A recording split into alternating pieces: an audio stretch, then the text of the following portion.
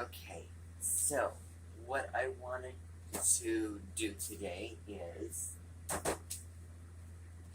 I wanted to make a video talking all about oracle cards. So I'm going to be using the Oracle of the Seven Energies deck just to show you an example. So when selecting an oracle deck, so first of all, what is an oracle? It's basically a message from the divine, from spirit, from like from higher power. So that's what that is, and then it comes in the form of cards. So when selecting it, you want to do a deck that you're drawn to, something that you're interested in, more than just how pretty the artwork is, but more just, maybe, trying the cards, maybe online or on an app. First, just kind of to get a general sense like, okay, this is good for me. You already know the cards, and maybe some meanings for them before you got the deck. So that was the case for this one, and I don't have any guilt about it because I already know. Because had that not been the case, I would not have this in my hands. Yeah, something that calls to you in a way, something that will, you think that will be beneficial to you. Now, when you get it, it comes in a box form. So what you're going to do, opening up the box, this one has a little phrase inside of it. Co-create your most beautiful and meaningful growths in real-life transformations and manifestations. So, and that's very, very general, right? And really allow them, really allow it to speak for itself. And, it does speak for itself automatically. So, it comes with the guidebook, and I'm going to get into the guidebook in a little bit. But before I do, and I just want to mention, it gives you cards on the back. It'd be good to read the description if you want to there, and then on the back of the book there's a description about it and the author of the deck. So you see all the cards. I have mine in a little rubber band, and what's going to happen is you can read the introduction of the guidebook prior to or after looking at the cards, just kind of getting a feel for them, maybe looking at them individually, or you can not look at all of them, but kind of just sort through, maybe lay them out just on the table, see all of them, but just look at them maybe intuitively, kind of what do they mean based off the picture and the phrase prior to everything else. Now, the next thing that I wanted to get into with you is the guidebook. So when you open it up, the thing that you really want to read is the introduction, knowing why the author did this deck, what are the themes of it, what is it about, etc.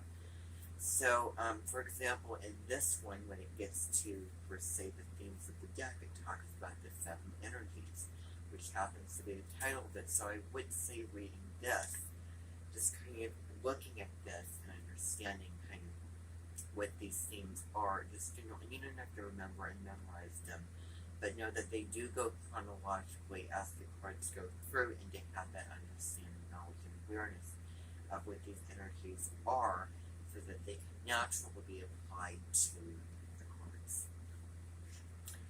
when you get to how to work with the Oracle of the Seven Energies, bear in mind that this all, besides like maybe looking at them prior to it, is and you don't have to do that even, but that's really the best thing to do, because the more familiar with the cards you are, the better. And that's what I have to say about it. But I personally like to see the cards and the picture of these cards, and I also like to read in the description to get both. But but anyway, so how to work with it. This is all like, take this with a grain of salt.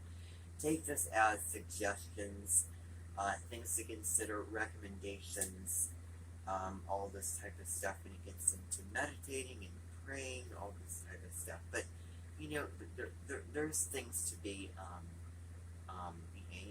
that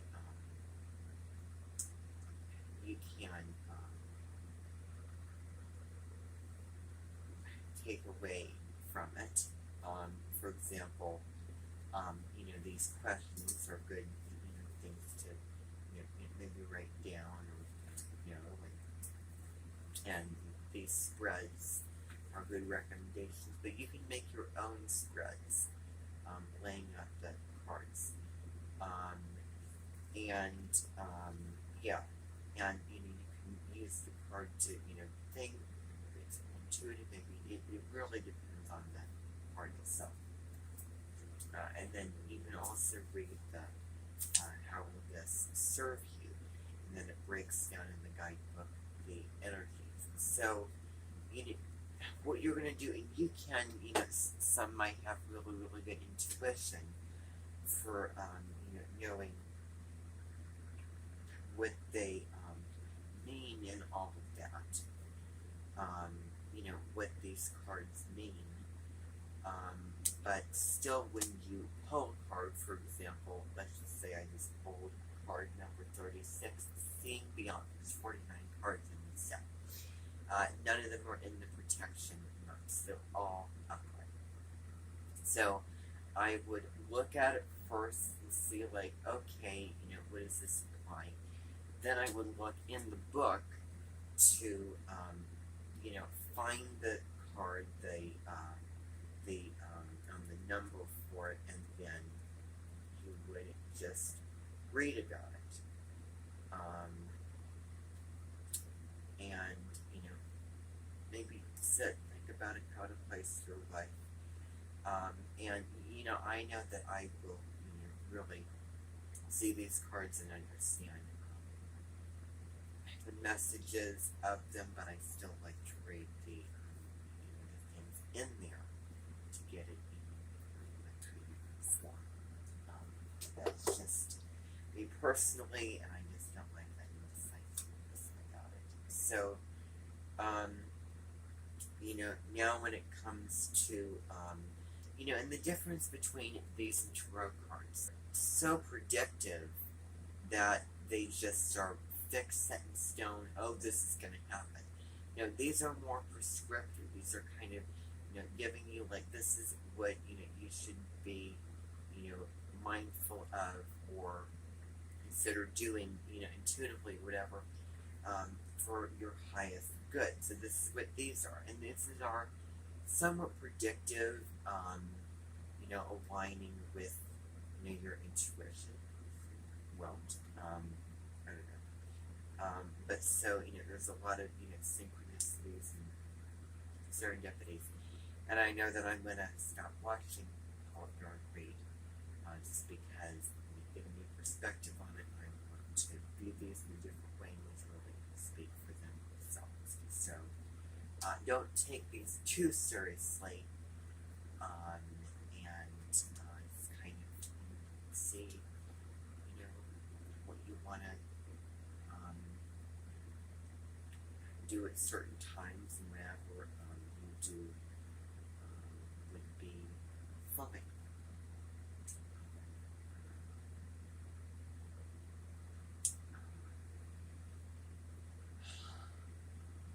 doing here.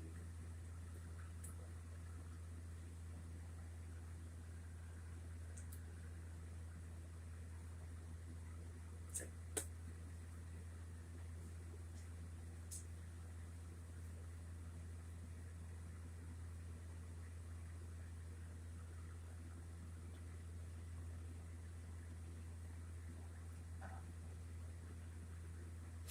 okay, so the next thing is shuffling. So when you're shuffling this, then there's many ways to do that. There's like some fancy purple shuffle. You can shuffle them laying out, not like cut it and lay it out in stacks of 10 or however, and pull a card from that. But I usually just do the hand shuffle like this and then pull the card, that's on the top and, see what it comes out to be. So this is, if it ends up upside down, then you can, just flip it over because there is not any upside down protection cards in this deck.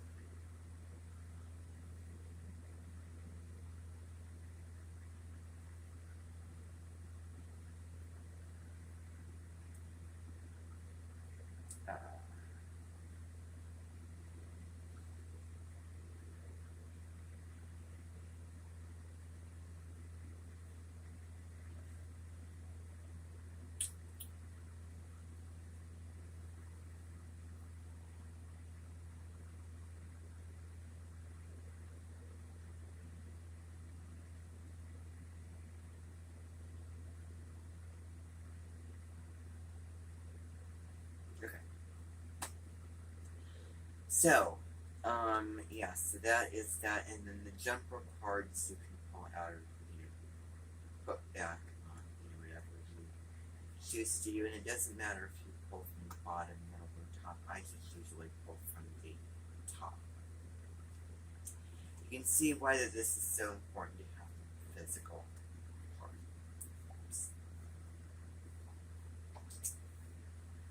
And I believe that is all. It's going to put these back in here.